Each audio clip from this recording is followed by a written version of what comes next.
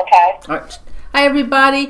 Welcome to Paranormal Zone TV on Do You Believe show. Hey, everybody. Thanks so much for joining me tonight.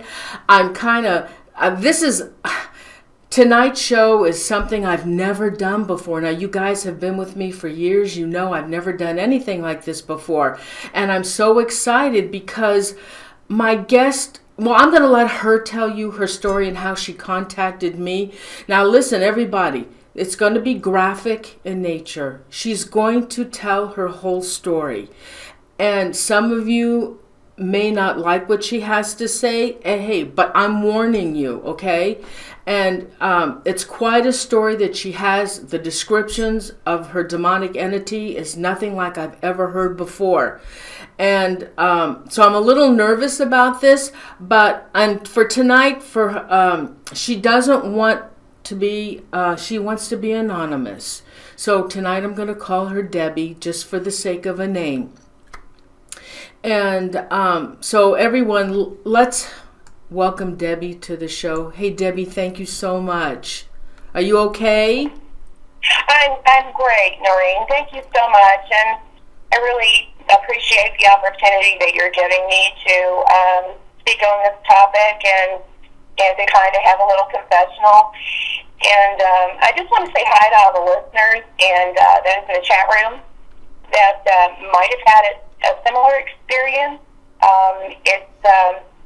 It's actually more common than I thought when I got onto the internet and started researching. It was surprising to me how many experiences there were online and how many people were experiencing the night terrors and the visitations. And I'm just really glad to be able to kind of come out to the world and tell them my story. And Debbie, actually, this happened because of a show I did several weeks ago, the show called Stalked by a Demon. And you had sent me a message explaining to me about your story. So tell the viewers how you contacted me, and actually Debbie was really leery about coming out. So tell them the story. Well, I was hesitant to come out simply because one of the reasons was because I hadn't really solidified everything in my own mind.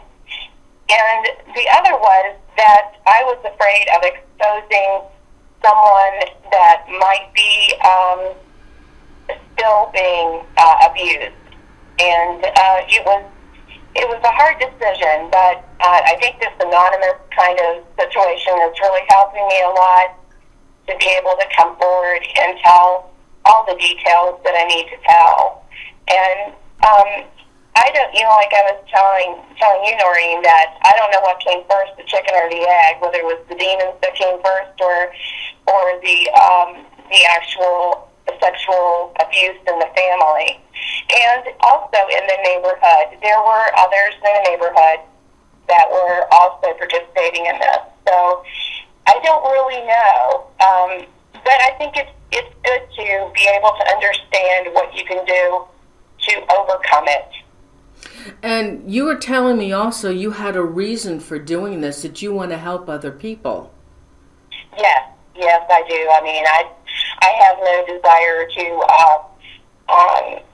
use this in any way other than to help people with their own issues, and whether it's being abused or being a victim of some other abuse. I do believe that it is very much spiritually related. Oh, are you there? Yes. Can you hear me? Yes, spiritually. All right. So do you want to start from the beginning and tell them your story? Sure. I believe that the sexual abuse for me started when I was an infant, and it was not my immediate family, not my mother or father, but someone who was babysitting me, and I had no memory of it at all. So this is something that is hard to express, because as I get along in the story, you'll be able to see why that's so.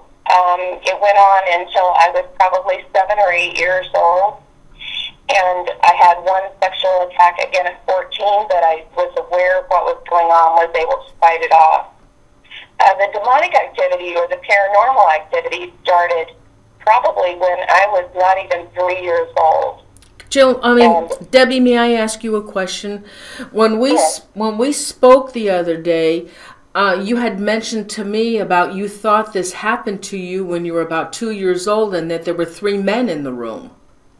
Yes, and my grandmother, my father's side of the family, and I believe that she rescued me, and I think she took me from that situation, but it had already occurred.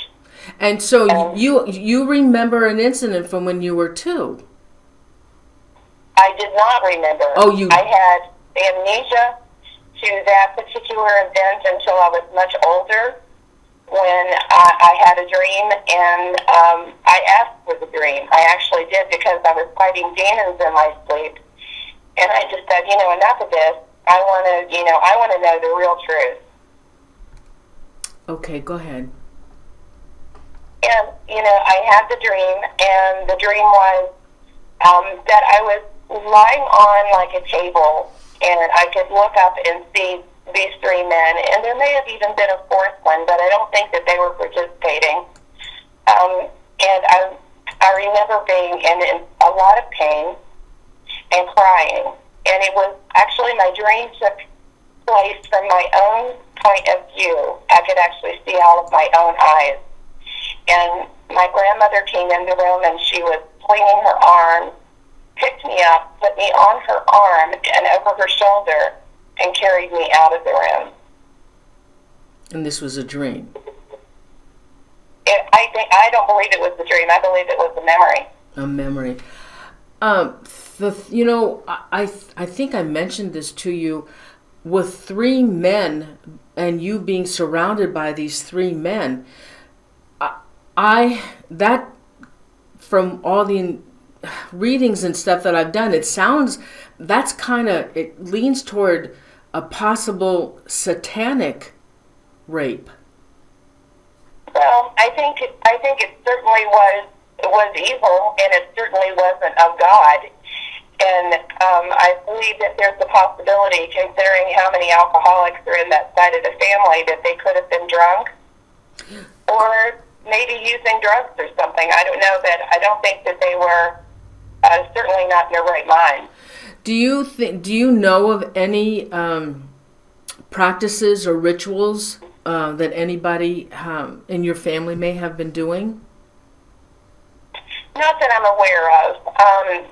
West Virginia, I told you I'm from West Virginia, and I don't mind that being out, because I think that in the mountains there's a lot of different cultures and people that have lived up the hollers for centuries, and it wouldn't be surprising to me if there were some sort of abuse ritual at some point. I don't believe it exists in my family.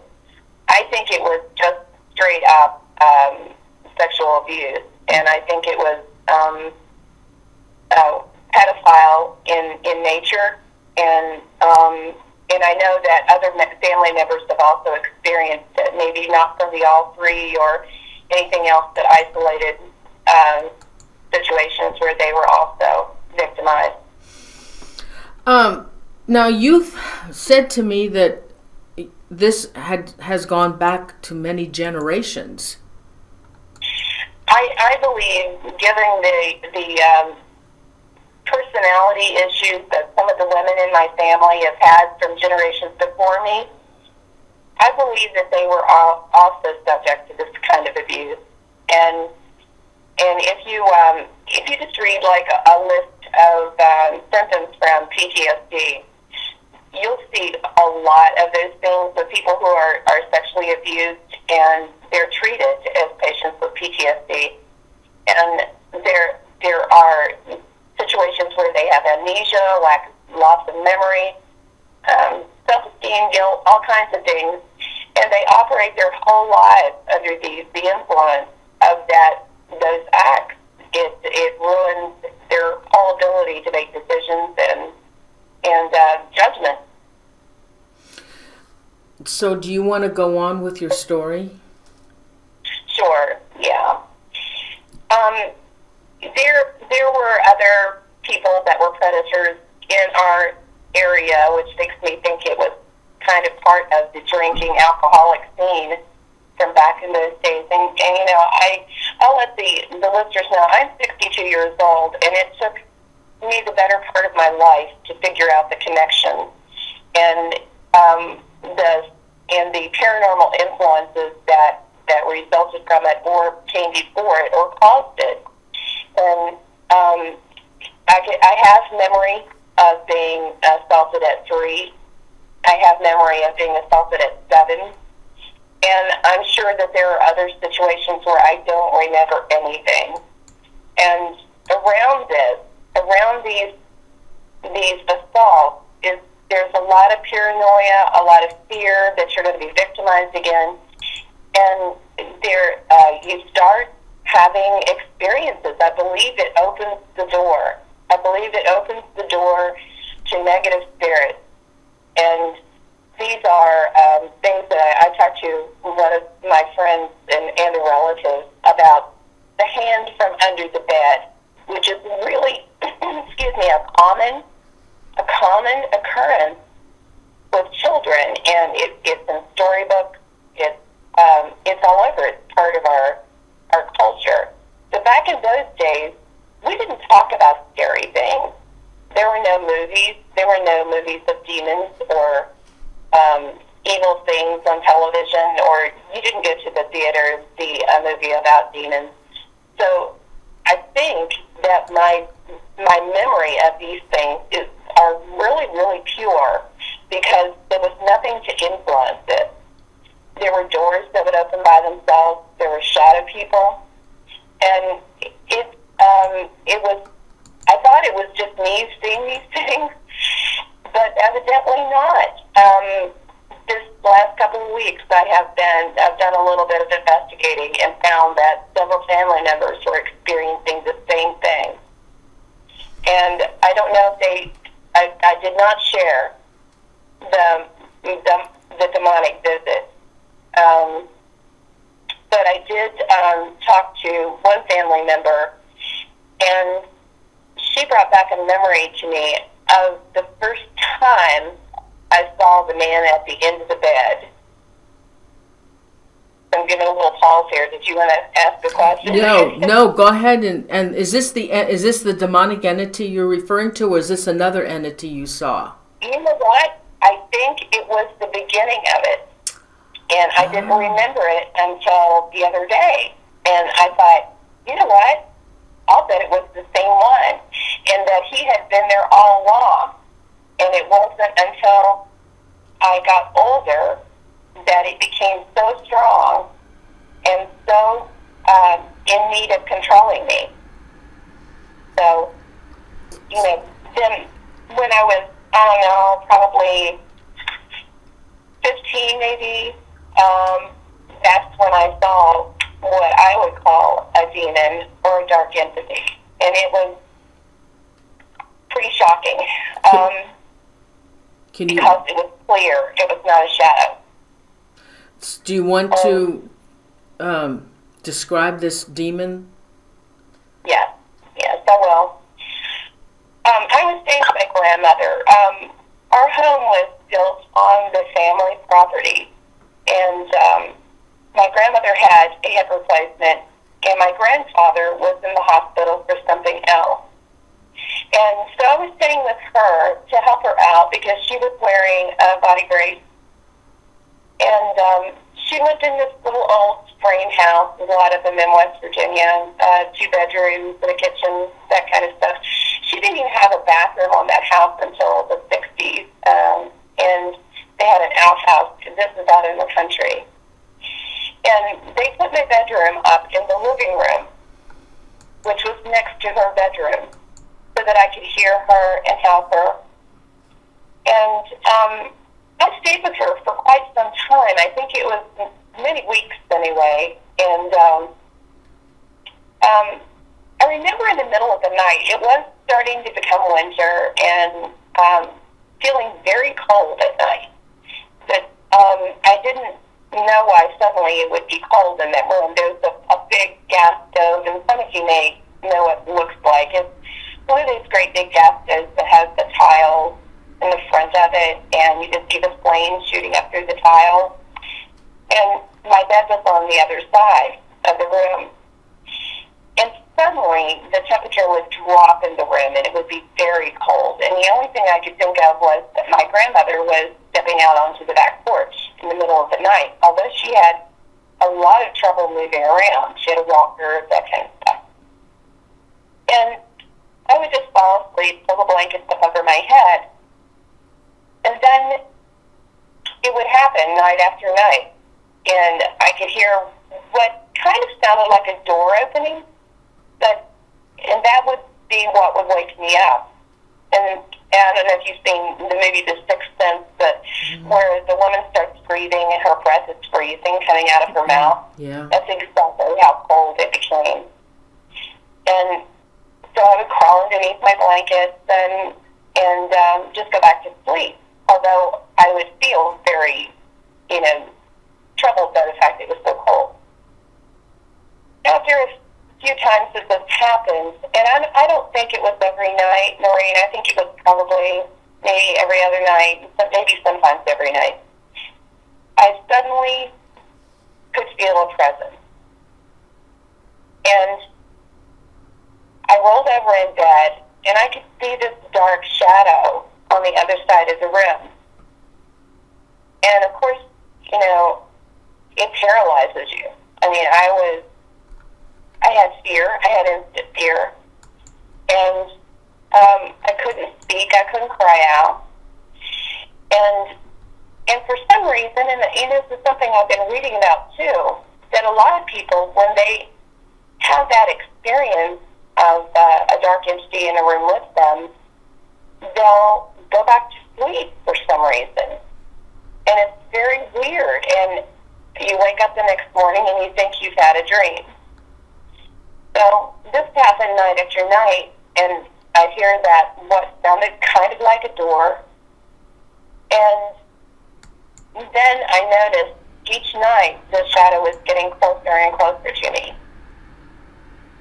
And it was not backing off. It wasn't moving, but it was just standing there. It moved over in front of the fire one night, and I could see the shape of the body, and it was the shape of a man. And he was probably about 6'6.5" tall. And he wasn't moving. He was just standing there. And again, I would go through the fear part where I would fear so badly that I would shake and tremble, and I couldn't speak. I couldn't say anything. I couldn't move. And so I went to my minister, and he told me to step away for a few minutes, and that he wanted me to come back into the room later.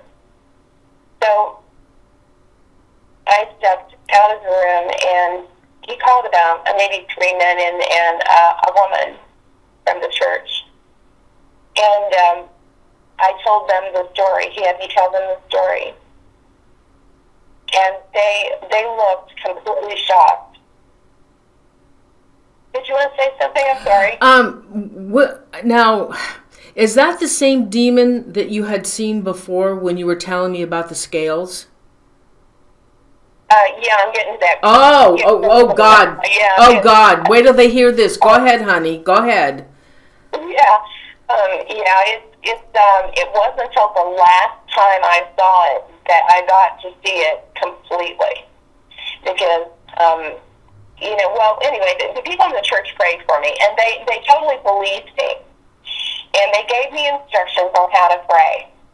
And I was shaking when I was telling them the story, and it was hard for me to speak. Oh, can I ask you one question? How old were you at this time? About 15. Okay, go ahead. Yeah. And so I went home to my grandmother's, And what's amazing is this stuff was going on and she wasn't even waking up. I thought, man, that woman could sleep through anything.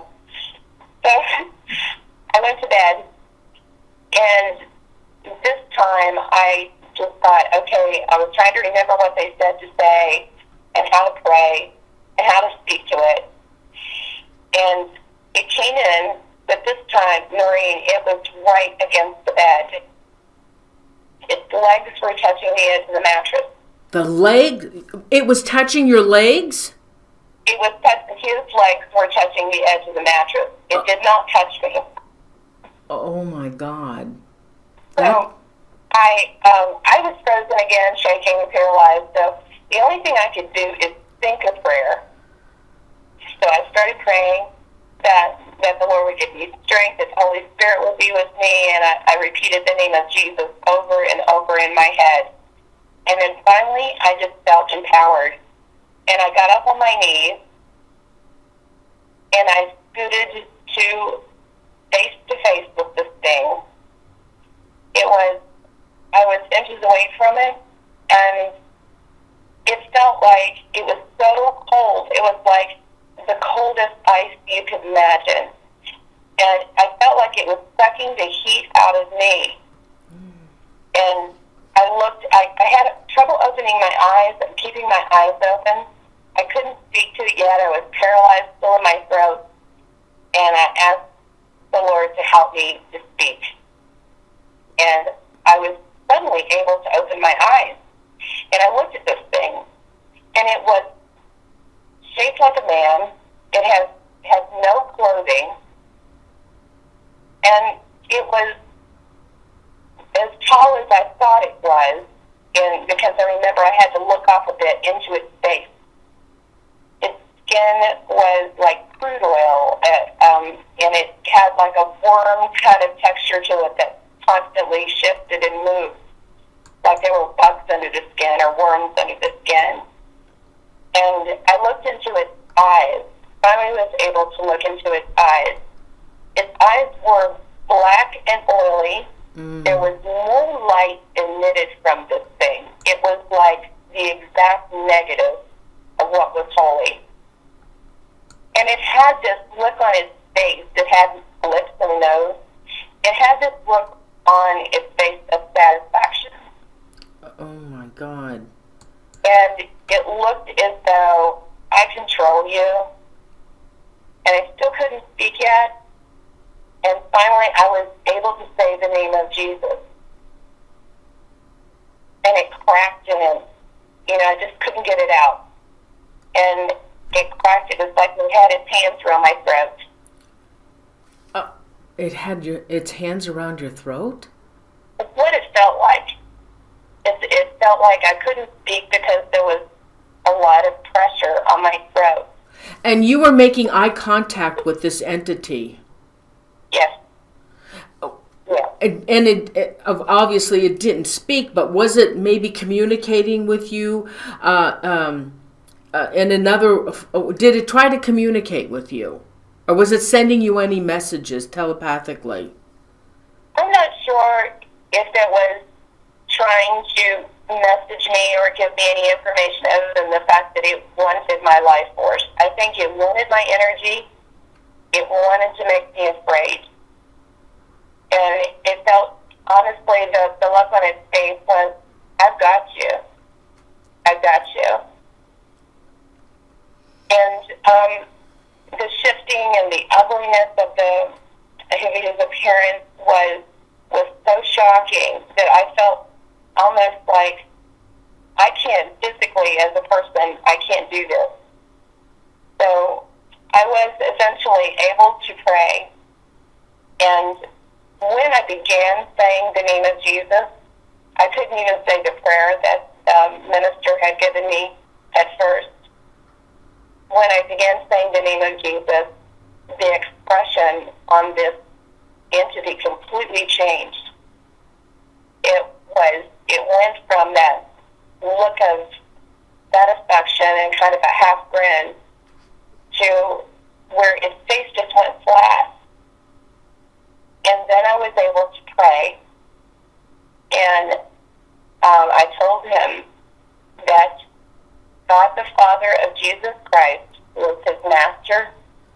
and controlled him, and that he was no longer welcome, that he could not return to this place, and that he could not harm anyone else. And I bound him in the name of Jesus and told him to leave, and I told him to go to hell. And you were 15 at the time doing this? I was 15, yes. Wow, you were brave. No, I wasn't. I was peeing my pants. I'm so sorry. So what did he finally leave? Did he finally leave your room? Yes, and that's when, I didn't get to really tell you the rest of the story on this, but he did. He completely left. He just vaporized. He was gone. And within about 10 minutes, it warmed up. It started warming up in the room like a normal room. And I was collapsed on the bed, and I could hear this banging noise on the outside of the house. Oh, my God. Of somebody ramming their fist against the outside of the house. The door was slamming on the porch, which was right outside the living room where my bed was. And it was bam, bam, bam, bam, bam. The boards on the porch were coming up, the planks on the floor, and they were slamming down, slamming down, slamming down.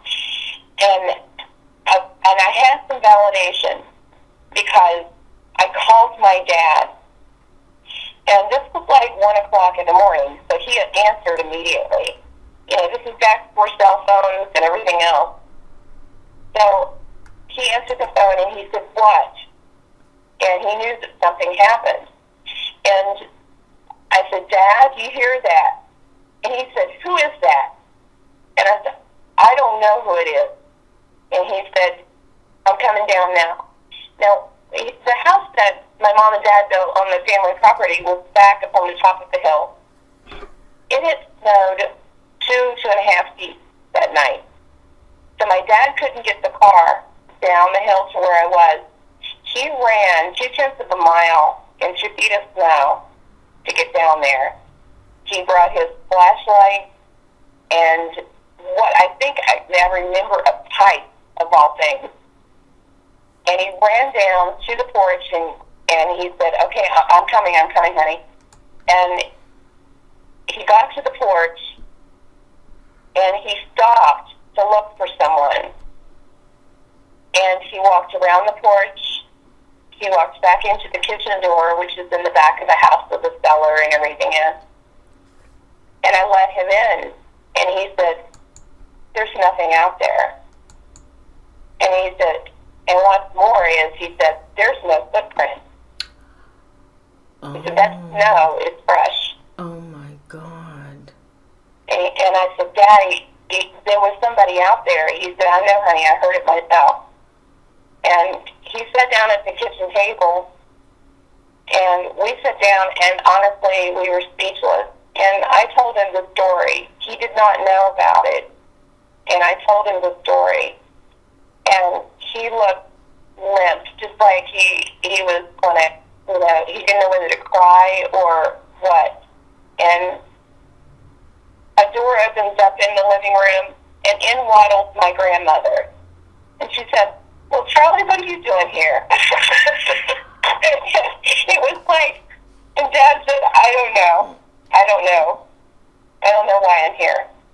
And he said, she called me and told me that there was probably someone outside, and I could hear some noises over the phone, so I decided to come down and check it out.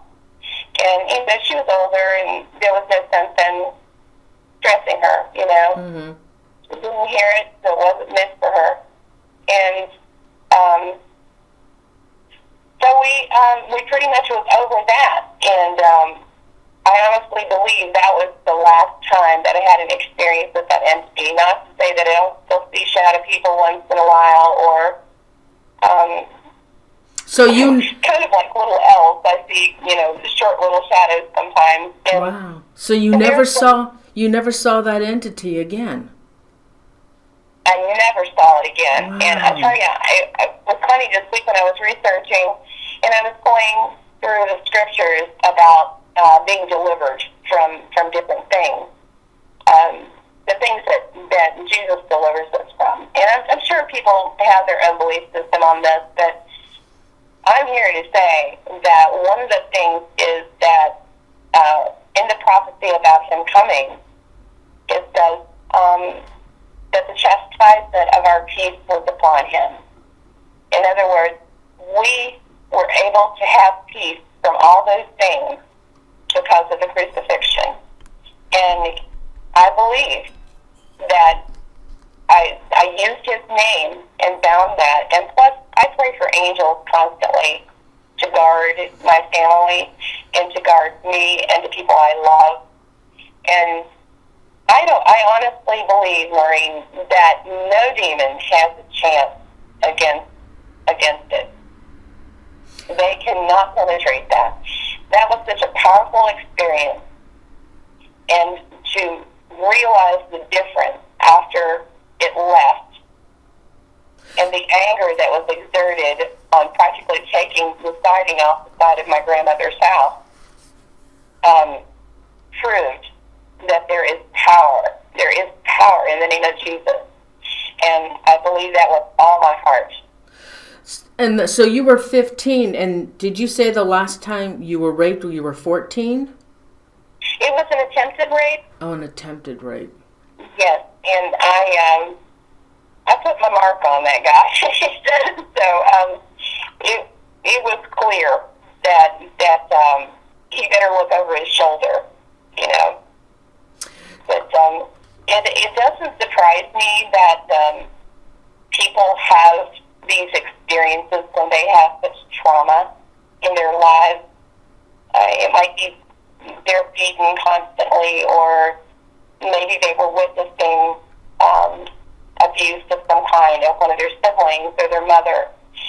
And I think that from what I understand and what I've learned is that it is damaging on so many levels, emotionally, physically, and spiritually. I've had physical problems because of it, and emotional issues because of it. And I've been very fortunate to have found some wonderful psychologists that work with me, wonderful ministers that worked with me.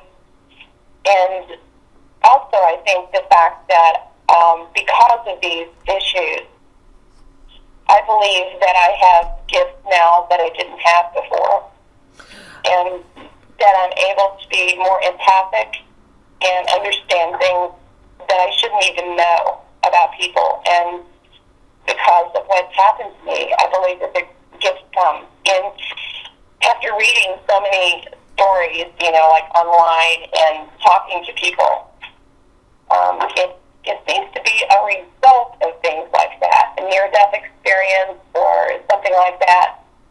They get gifts, and it's a blessing. Mm-hmm.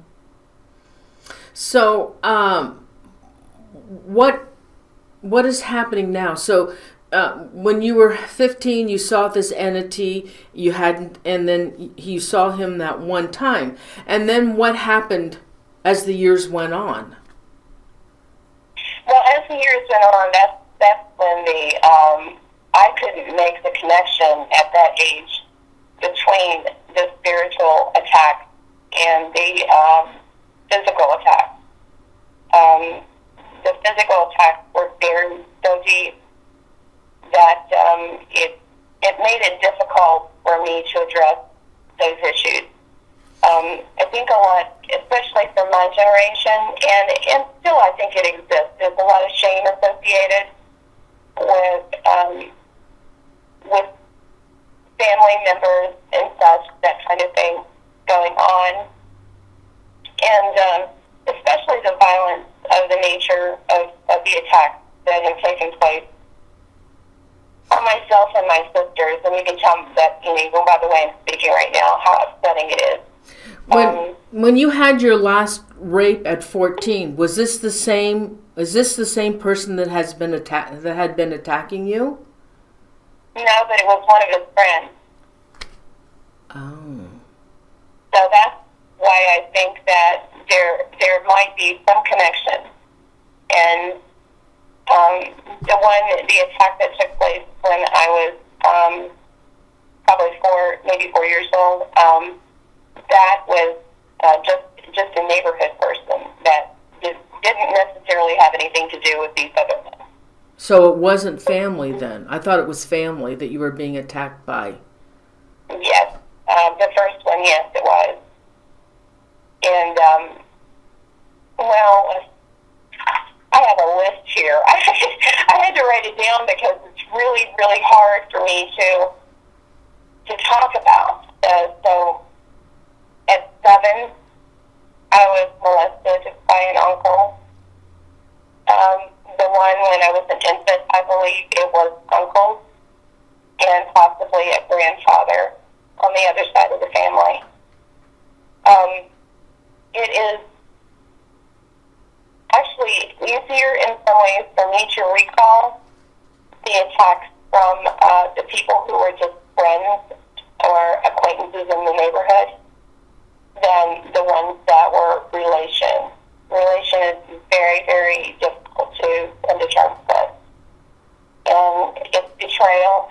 It's, you lose your sense of self-worth and your own judgment is gone. You feel like you deserve it. It's something that it's overtaking. It just takes over everything. And that carries on really through your whole life, and until you just have to constantly remind yourself that you're a worthy person and that you didn't deserve it, and those kind of things. So, like I said, it's emotional level, it's spiritual, it's a lot of things. Maureen, it's probably, as far as being victimized, it's one of the most difficult things to survive. You can take an outright beating much better than you can a sexual assault. What about other members of the family? Are you starting to get in contact with them and to see if they were experiencing the same thing you were by a family member? Yes, I have. And I was able to speak to one family member this week, and we shared our memories of one attack that we both were there. And she has better recollection of it than I do. She's 3 years older, and she can recall things much better because I was so young that I didn't know what was going on. I just was being hurt and felt like, why would this person hurt me? I thought they were supposed to love me. And but she has more recall on that, and that was, in some ways, I think it was kind of more damaging to her. But it was. We talked about how many times and the places and occasions that it happened, and it's very hard to make a list. It's very hard. I even made a physical timeline this week, trying to write in that timeline when these assaults actually occurred, and I was only able to fill in about 6. And I think she can't even go there in a lot of ways. I think she has some very vivid recollection, but she still has a lot of difficulty with it, and I'm not sure if it would even be beneficial. It's like, it happened. There's not anything you can do about it. Is it the same relative, or is another relative in her family? It's in my family. The relatives in your family that was raping her? Yes. Yes. Yeah, it's and when I hear myself talk about it, I thought, how did I survive that? How did she survive it? And we're really strong women, and it's funny. I think we're just extremely blessed and had kind of an understanding that we shared something in common and would probably kill for each other now. You know, it creates a bond. And I just recently learned that another family member was also assaulted after conversations with a couple of other people. And I didn't know. And it's very sad. And some of these people that have been victims of this specific predator can't even speak of it. It is extremely difficult for them to speak of it. But I think that fortunately we were spiritually protected in some ways and were able to take control over it, even though all kinds of things were flying around us and kind of making it more confusing. We've had UFO sightings and the ghost that's on the family property showed up, and it was a boy that was killed on the family property. He had the horse roll over on him, stuffed into a spring. He was 14. Oddly enough, he was the same age as I was in the last assault that I remember. And you saw him? Oh, yeah, I saw him. In fact, I'd seen him for a long time. He was standing in the same place, probably where his horse fell. And I went to my grandmother and I said, Mama, has anybody ever been killed on this property? And she said, oh, yeah. She said, the prettiest little blonde-haired young man was killed on the property. His horse rolled over on him. And his dad looked for him for a very long time until he found the horse down with a broken leg and his son laying underneath him. And I said, well, what happened to him? She said, oh, they brought him down to the house here, put him on the back porch, and he died there. And, and I said, okay, well, I didn't tell her that I'd seen the ghost, but I just I thought, by now, people think I'm crazy. I thought, if I keep talking about this stuff, they're going to lock me up. Well, not this crowd that you're talking to. You're talking to the right crowd. You're talking to the right people. My sister and I were walking to church, and I never said anything to her about it. And this was the other sister that was also victimized. And we were walking down the hill from where my mom and dad's house were, and it was a nice, beautiful summer day. It was daylight. And she looked up on the side of the hill, and she said, Daddy? I said, yeah. She said, what the hell is that? And I said, yeah, I know. And she said, do you see it? I said, yeah, I do. And a cute little young man with blonde curly hair, and he raised his hand up and waved at us, and we didn't see him anymore after that. I kind of missed him. Very sweet guy. You know, with this raping and this possibly generational curse that might be happening within your family, have you been able to go back any farther to find out if this was happening back in other generations? Well, most of the people are dead now. Like I said, I'm 62, yeah. but I have had a conversation with one family member in her 70s and another family member she talked about who is now passed away, which would have been, 90 years ago. So there's a rumor about my great-grandfather and that he was quite abusive to his first wife, physically abusive, and almost to the point where he would torture her. And on my other side of that particular side of the family, up another direction, the same way. And I'm not sure that it was so unusual back in those days for men to think of women as property, and keeping them pregnant constantly and against their will, and that they really were not valued. Of course, I'm sure that there were some men that valued their women, but we're talking about pioneers and people who settled this part of what was Virginia at that time. And they had to be tough people.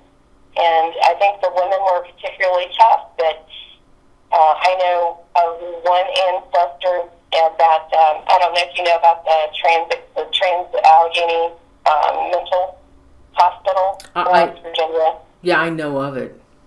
Yeah, and there's been a lot, CAPS has been there.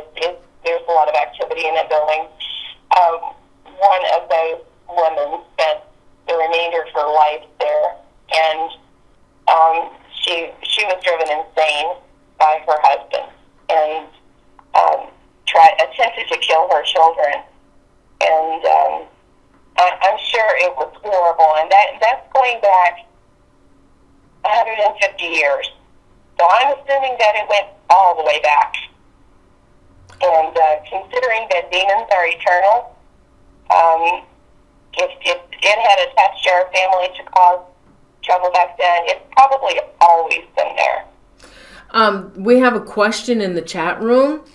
F Warrior wants to know if the family members that abuse her also abuse children outside of the family.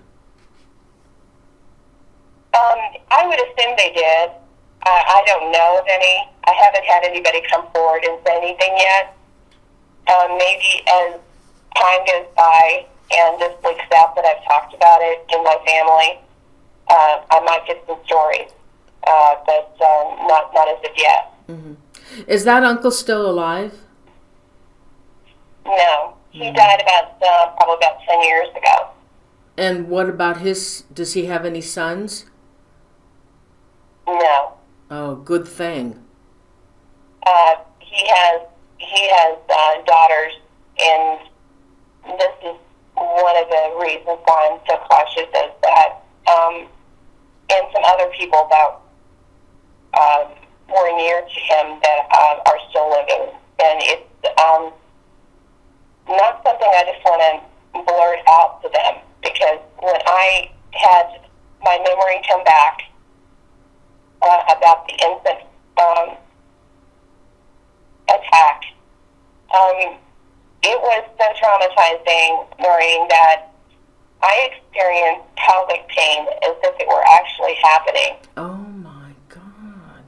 And it took me, I remember, I had to get up and go to work, and I couldn't get out of bed. I was in so much pain, and the dream was so vivid that I'm not sure that I was even asleep. It was there in front of me, and I saw it happen. And my stomach, and I remember my back hurting really, really bad.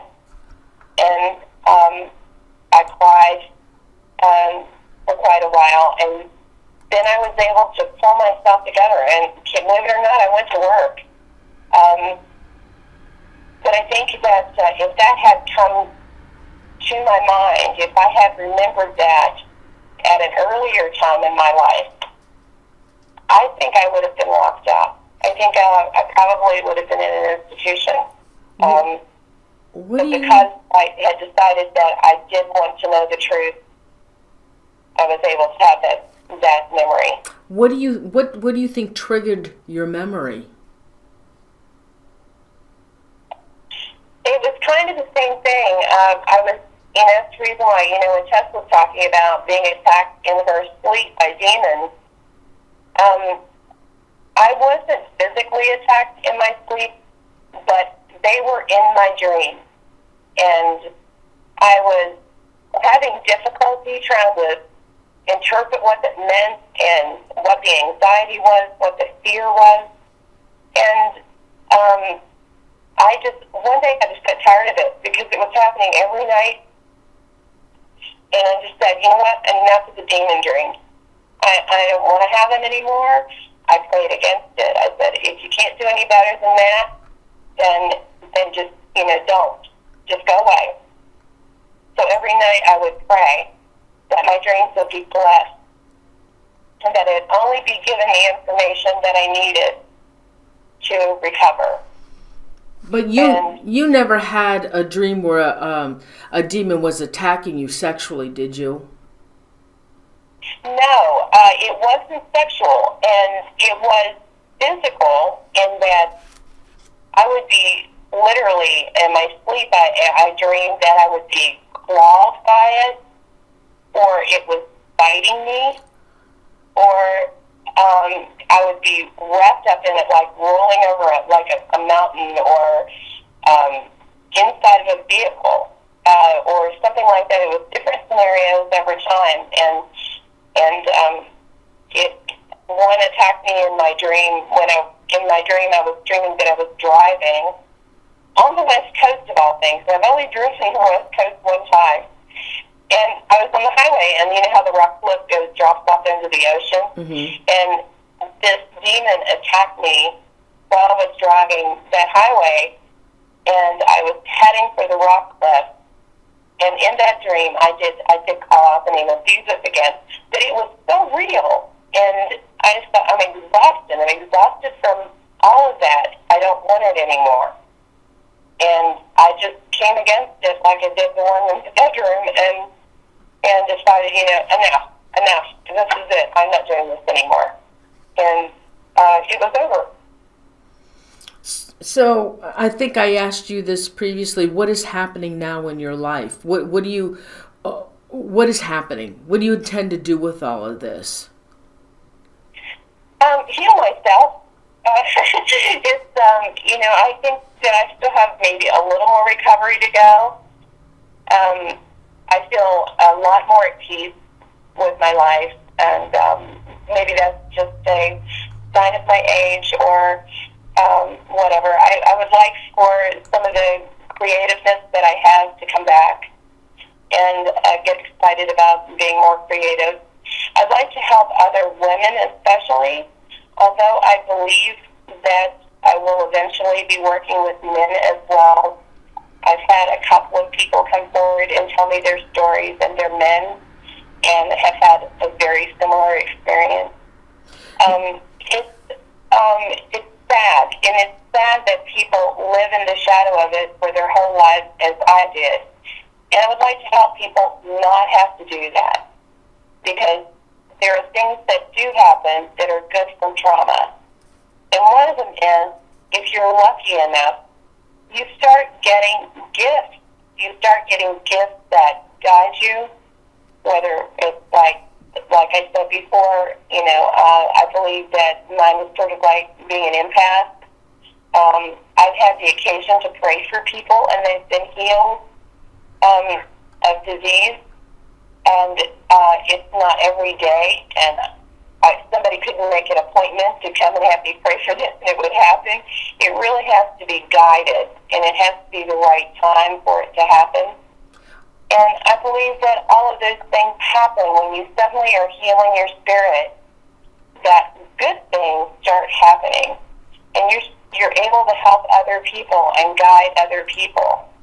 And since all of this, and I've gotten a little bit healthier, my sister that has passed away visits me from time to time in my sleep and gives me messages about my family, and I'm able to go to them and say, are you doing this? Is this happening in your life? Things that they kept secret?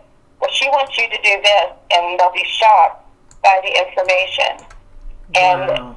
And I think I'm just more open, and of course this is not Main Street Christianity, but it's okay, it's my Christian definition and my life, and I feel at peace with it, and I feel good about it.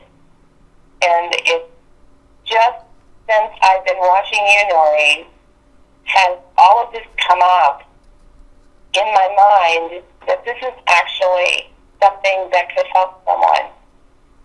And I really thank you so much for being able to do this with you. And I think that other people will come forward, and I think that other people will tell their stories, and the more it's told, the more it's controlled. And I think it can be stopped in families. I have another question for you. Have you any idea why the demons targeted you and not others who have undergone the same experiences? That's something that I actually do know the answer to. I think that I have a kind of psychic ability, that my spiritual being is open. And to destroy that, to destroy something good, somebody spiritual like that, Satan sends all of his big guys, and all the environment is controlled just to control that person. And Satan wanted to keep me from being able to speak to people like I'm doing right now, being able to pray for someone when they're in trouble, or pray for their healing, or reveal something to them through a word of knowledge or something that I shouldn't even know. And I recognize when someone's in pain, when they're not talking about it, and they may seem totally normal. That's what they want to stop. They want to bury you. And you don't have to accept it. You can totally control it by invoking the name of Jesus and just keeping it under control, because that is the only thing that is more powerful. And God the Father was the creator of all of this. And they have to obey. They have to. That's the reason why I know that it can be stopped. And I know it can be controlled in a family. And I've got some contracts going with some younger generations now in my family that no more secrets. You tell, and you tell everything, and you let me know, and we're going to get rid of this now. So, and people are starting to come to me now. It's really weird, and it wasn't like I went on a radio show with Maureen. It just happened, and it's all happened actually very recently. I'd say within the last year, and I feel really blessed to be able to do it. And I thank you so much, Maureen, for letting me talk about this. And all that was really hard for me to talk about. I know it was. I know, because there for a while we weren't sure you were going to come on the show, but then you had made a decision that you were going to, that you were feeling much stronger, and you wanted to get your story out, and hopefully you could help somebody else. And I think that's wonderful that you do. Thank you. I just think that the longer I keep it a secret, the more powerful that secret becomes. And then they just win again. So I've got to say it out loud. Awesome. Anything else you want to say to the viewers? Just thank you so much, everyone that hung in there with me. Thank you so much. I know it's kind of a long and involved story and had a lot of sidebars and stuff, but and I know that there are people out there that are experiencing supernatural things and experiencing ghosts and maybe even UFOs. And those people are, if you're under distress by it, if it is causing you to be dysfunctional or whatever, try to find some help and some friends and support. And you might even start in that chat room that's right there on the screen. And people will help you because they identify with you. And I'd be glad, Noreen, if you want to forward anything to me, that I would be glad to speak to someone. I just want to make sure that it's not, that my information isn't broadcasted to people who are still struggling so much and just aren't ready to come out. So, thank you again, and thank you. And I hope everybody got something. I don't know. Debbie, thank you so much for being on the show and telling your story. And there's probably people that are listening that aren't in chat, and they will be watching the show and once it goes into the archives as well. I can guarantee you that. Well, yeah, I hope it has some effect. It's not, Noreen, I still think that it helped me, and it helped me to say the words that I said. And I love you, girls. You're just amazing. Oh, Deb, honey, thank you so much. I'm up for this for anybody who has a story to tell, and because there are stories out there that nobody has ever heard before. How many of us that don't know about these kind of experiences? I've never experienced them like that, and thank you so much for sharing your story. And if there's anything I can do for you in the future, please let me know. Oh, I appreciate it so much. Thank you. Thank you so much. Good night. Good night. Good night. Hey, everybody. Thank you, Debbie, again for being on the show and sharing your story. She did mention, there was somebody in the chat room that said, did she give a description of the entity? And she did. And she did give a description of the entity, which would freak me out.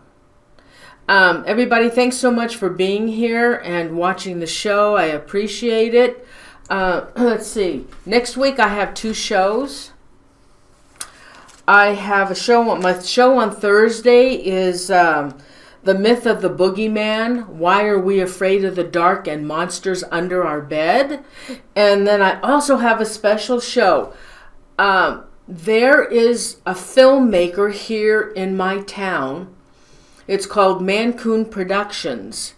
And they are trying to get donations. They need $45,000 to make a film on the Day at Love Pass incident. They have new information that they were able to get from the Russians and from the files. And they want to present this. It's going to be the Day at Love story incident, the untold story. And he's going to come to my house because they live in my same town. And the fellow Don Baker who wrote the screenplay, we will have him up on Skype with video. So I hope you can join in. So I have to work with my techie. I'm not sure what night we're going to do that second show.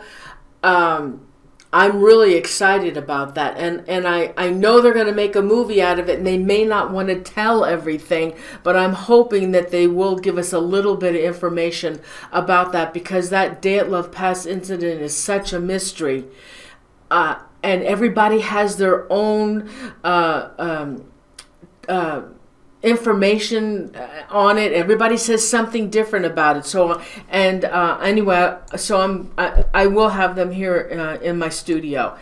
So, everybody, thanks so much. Let me do some shout outs. Joe Moyer, Jen LL, Chipateria, Trent Bennett, thanks for being mod. Cynthia Starlet, David Coffin, thank you for being here. Renee Rates, Mary Dallas, Maria Amador, Spooky Raven, thank you, Spooky. Astro, Debbie Bass.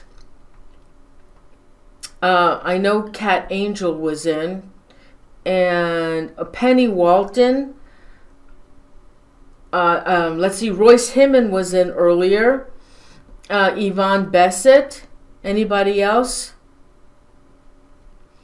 I didn't have such a big crowd tonight. I guess hey Kat, I guess the Hi Unique Annie, Joey the Dark Walker, Mitch Kenworth, the July Lioness. Oh, hi Royce.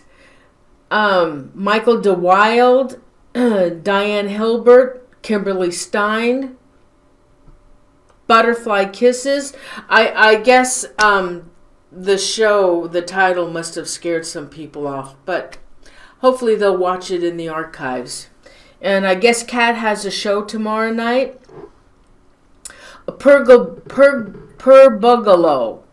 Putty Tat. Eight Putty. Welcome back to the United States. Maria Amador. Tess Rudkins. Tess is here. Tess, I did the show with Tess a couple of weeks ago. Stalked by a Demon. Thank you for being here, Tess. Quizzle. Oh, Amanda. Exario. F Warrior. Show tomorrow night. Yes, Kat. Don't forget, everybody, show tomorrow night with Kat. She'll be posting and I'll be posting for her. Chuck Thurston, I thought you were going to get yourself a different name. Diana Pavelko. Is that Pavelko? Is that Dana? Is that Russian? Oh God, listen. Hey, I had 30 people sign up. Richard Ratcliffe. Hi, Richard. You can sign up on my website. It's the only website I have right now. You can sign up paranormalzone.tv and sign up for the emails. I have 30 people. Hi, Susie. Paranormal Princess Patricia. I have 30 people that I sent out emails to tonight. Bloody Mary. Did you guys get them? Did you get any of the email I sent out? I have 30 people signed up who wanted to know about Slovak. Okay. That wanted to get emails for the shows. And so I sent out 30 of them tonight. Yeah, David Coffin, I did a show on that Date to Love Pass incident. It was fabulous, fabulous. Yes, Chipper, I know I got you. Chipper, did you get the email? Did you get the email? It was a fabulous show. It's on my other channel. I'll know. I think I'll find out next week if I get my channel back or not. I fought the copyright and Cynthia Starlight. Well, you guys, if I'm going to send out emails, you got to look at your emails. I'll find out next week if I get my my channel back. I rebutted it twice, so we'll see what happens. Sorry. Yeah, so I'm really... Oh, well. Everybody. So, Kat, did you get the email? Guys, let me know if you got the email. Oh, you did get your email. Okay.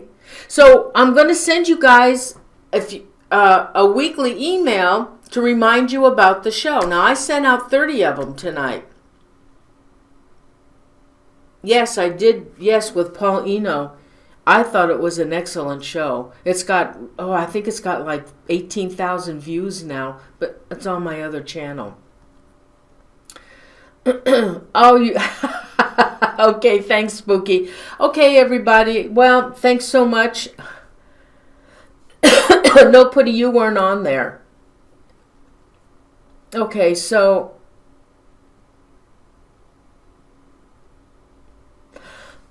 Oh, sorry, I'm coughing now. Oh, Alexandria Violet. Okay. So, guys, I'm going to send you an email, and you've got to check them. Hold on.